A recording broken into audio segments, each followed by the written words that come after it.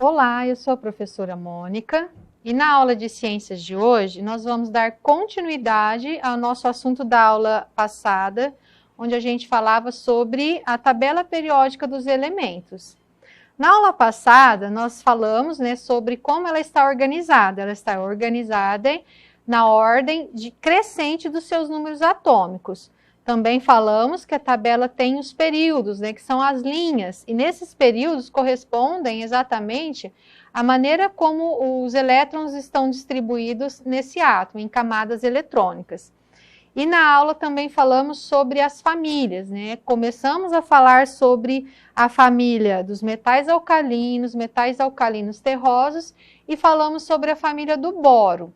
Na aula de hoje, nós vamos finalizar as famílias, todos os elementos da família A, mas a família B, como eu já comentei, vai ser um objeto de estudo das nossas próximas aulas.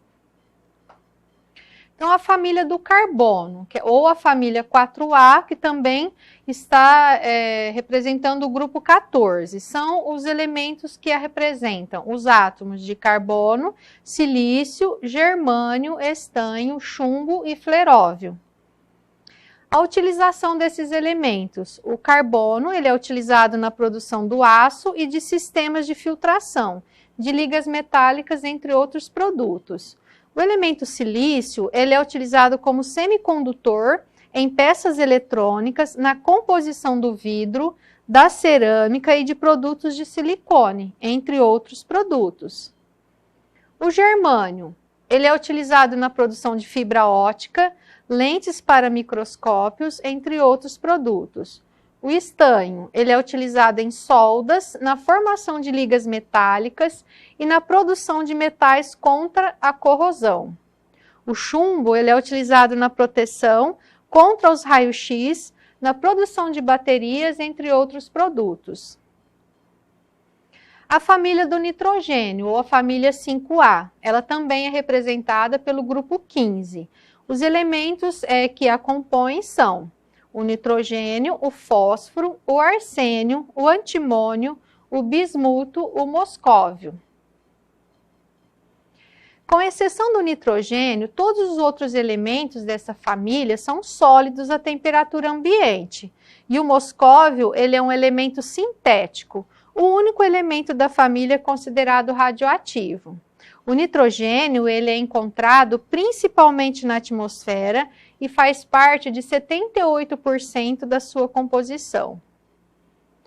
O nitrogênio também é utilizado para várias finalidades, entre elas na produção do aço inoxidável, como um material para refrigerar outros durante um transporte ou durante um armazenamento por longo tempo, e também na produção de fertilizantes. O elemento fósforo, ele pode ser utilizado na produção de fertilizantes, na produção de aço também, entre outros produtos.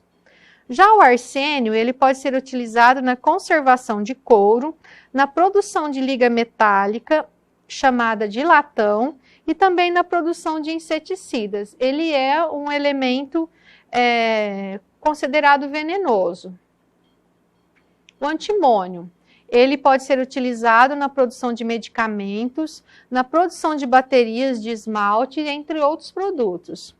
O bismuto, ele pode ser utilizado na produção de alguns medicamentos de ação gastrointestinal e na produção de metanol, de corantes e também de fusíveis, entre outros produtos.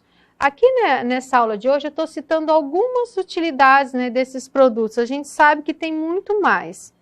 O moscóvio, ele pode ser por ser um elemento sintético, ele foi descoberto há pouco tempo, ainda não temos aí uma aplicação para ele. A família dos calcogênios, ou a família 6A, que também pertence ao grupo 16, são os elementos oxigênio, enxofre, selênio, telúrio, polônio e há um elemento novo, que recém-descoberto, que é o 1,1-hexium.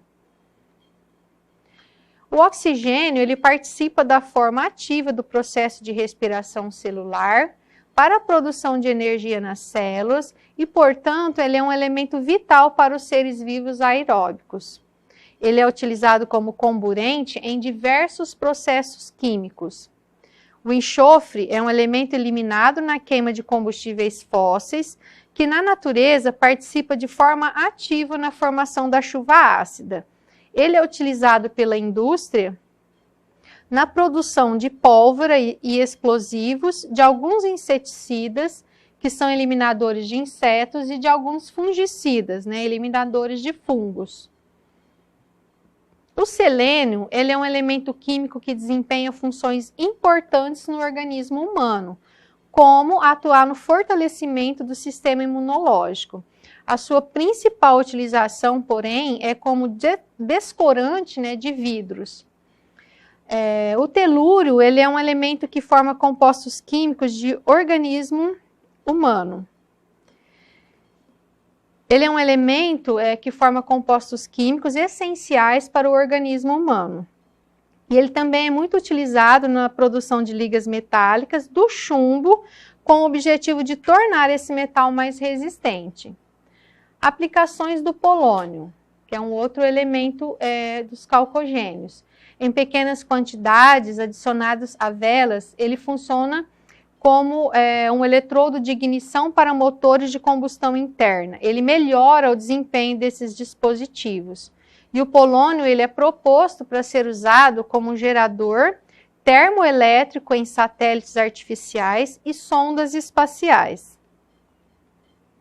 A família dos halogênios, eles são todos elementos químicos, né, pertencentes à família 7A e também ao grupo 17 da tabela periódica. Os seus representantes são os átomos de flúor, cloro, bromo, iodo, astato e um novo elemento químico, que é o 1-septium. A utilização do flúor. A principal aplicação do flúor é em produtos de limpeza e higiene bucal. Na realidade, ele não é um elemento flúor isolado. Ele vem misturado, né, com outros elementos químicos e eles formam compostos como, por exemplo, o fluoreto de sódio, que é capaz de inibir a desmineralização dos dentes e assim ele pode prevenir a formação de cáries. Já o cloro, ele é muito utilizado no branqueamento do papel, mas a sua principal utilização é na aplicação em águas de piscinas e em estações de tratamento de água e esgoto. O bromo, ele é usado como um catalisador em reações orgânicas, em combustíveis para evitar que o chumbo se acumule nos motores e em tranquilizantes. E também na exterminação de insetos e roedores, também em extintores. O iodo, ele está presente no sal de cozinha, na forma de iodetos ou iodatos de sódio e potássio.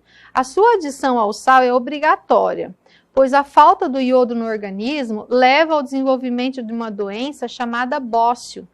Além disso, o iodo também é usado como medicamento. O elemento astato, em virtude dele ser pouco conhecido, ele é considerado o elemento mais raro do mundo. Agora a gente vai falar sobre os gases nobres. Ele pertence à família 8A. Então, ao contrário dos outros elementos químicos, eles não apresentam qualquer tipo de reação química, pelo fato de que, naturalmente, eles são átomos estáveis, por conterem 8 elétrons na última camada, com exceção do hélio, que contém apenas 2 elétrons na sua camada, que é a camada K. O grupo dos gases nobres ele é constituído pelos elementos hélio, neônio, argônio, criptônio, xenônio, radônio e um novo elemento químico que é o ununóctio. Vamos falar um pouquinho das suas utilizações. O gás hélio. Esse elemento ele foi visto pela primeira vez no Sol. É muito comum ver balões cheios de gás hélio, sendo que a sua característica principal é a leveza do gás, o que faz com que os balões soltos eles subam.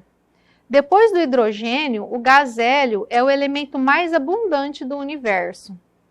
O neônio, a sua coloração laranja avermelhada é muito utilizada em letreiros e por isso também utilizamos a expressão neon. O elemento argônio, muito utilizado em extintores, lâmpadas e letreiros luminosos, nas cores azul ou vermelho. O argônio ele está presente em maior quantidade do que os outros gases raros. O criptônio ele é utilizado em lâmpadas, lasers e projetores.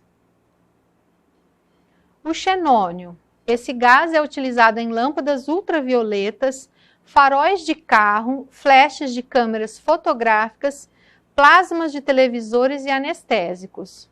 O elemento radônio recebe esse nome devido à sua radioatividade. Por esse motivo, esse gás é utilizado em alguns tratamentos de câncer e é chamado de radioterapia.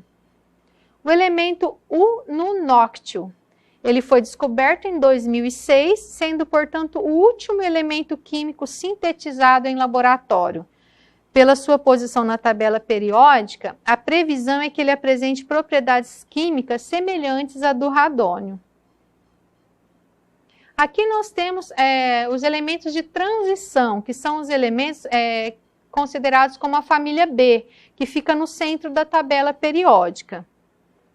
Esses elementos de transição também são conhecidos como metais de transição, e o nome apropriado, uma vez que as suas propriedades elas são intermediárias entre os elementos que ficam às suas extremidades, que no caso seriam os metais e os ametais. Aqui nós temos à disposição novamente, né, lembrando que os elementos de transição, ele é a externa, que fica a B1, e a interna, que são aquele quadradinho que sai, né, da família 3B, que é o sexto período e o sétimo período, que é chamado de transição interna. Então, as séries dos lantanídeos são aquelas que ficam abaixo na tabela periódica, são todos os que pertencem exclusivamente ao sexto período da família 3B, sendo chamados assim pelo fato de o primeiro elemento ser o lantânio.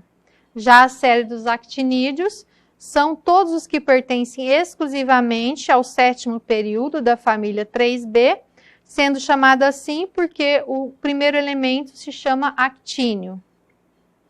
E a última propriedade aqui das tabelas, que nós vamos comentar hoje, é sobre o fato deles serem metais, ametais, semimetais e os gases nobres. Aqui ele está separado por cores, né? Então, os metais seriam todos os que estão na cor azul, os ametais, né, que eles não têm propriedade de metal, os que estão na cor amarela, e os semimetais estão na cor rosa. Os gases nobres é o que nós acabamos de falar, que são os elementos que não se ligam, né, com ninguém, todos eles são gases. Então, o que são os metais? A maioria dos elementos, eles pertencem a essa classe, eles apresentam-se no estado sólido. O mercúrio, que é o símbolo Hg, é uma exceção, é o único metal líquido. Os metais, em geral, eles possuem cor brilhante, são bons condutores de calor e de eletricidade, são maleáveis e dúcteis, ou seja, facilmente se transformam em fios. Os ametais, eles podem se apresentar na forma líquida, gasosa ou sólida. Os ametais não são bons condutores de calor e eletricidade e não podem ser moldados. Essa última característica se deve ao fato de que, quando presentes no estado sólido, os ametais eles se fragmentam com facilidade. Os semimetais, eles possuem características intermediárias entre os metais e os não metais, como, por exemplo, a condutibilidade elétrica, ela é intermediária. Ele tem um brilho metálico moderado e a temperatura de fusão é elevada e ele pode se fragmentar. Então, essas são algumas das características encontradas na tabela periódica. Então, na nossa aula de hoje, para finalizar, a gente falou sobre algumas coisas algumas informações que nós encontramos na tabela periódica. Como eu disse, existem tabelas periódicas que contêm outras informações além dessas. Nós temos tabelas que têm o seu ponto de fusão, a densidade daquele átomo, muitas outras informações que vai depender da utilidade que você quer dar para o seu exercício ou para a sua aula, tá certo? E na nossa aula de hoje, sobre a tabela periódica, a gente finaliza aqui. Sobre a família B, como eu comentei, a gente vai falar das suas utilidades e características em um outro momento.